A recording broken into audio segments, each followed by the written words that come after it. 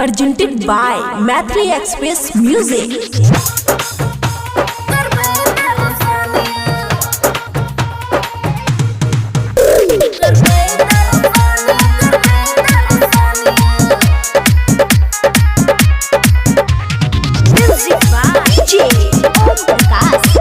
खुशी recording studio बलुआहा।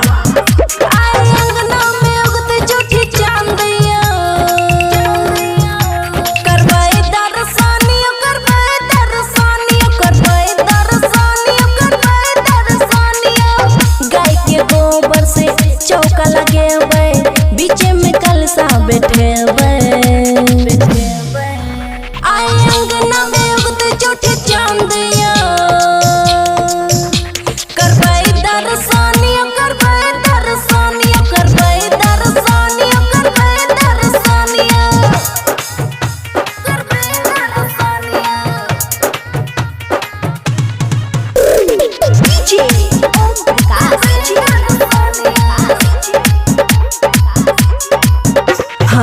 सिंदूर पिठार से अर्पण पारल छे खाजा लड्डू पूरी साजल छे चौरचन के सब ओरियान छे चांद में बिराज भगवान छे दही के मटका केला के हाथा चौठी चांद के गाथा अंगना में उगते चौठी चांदिया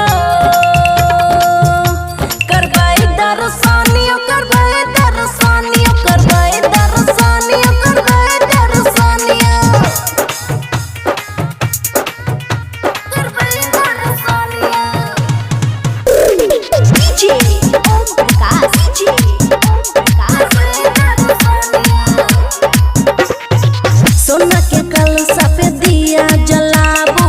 पान सुपारी फूल चढ़ाबू डाली उठाबै छी पहिले साँझे बेटा मांगै छै गो बहिन हे आइब के अरग ले लिया भगवान आइ किया करै छी देरी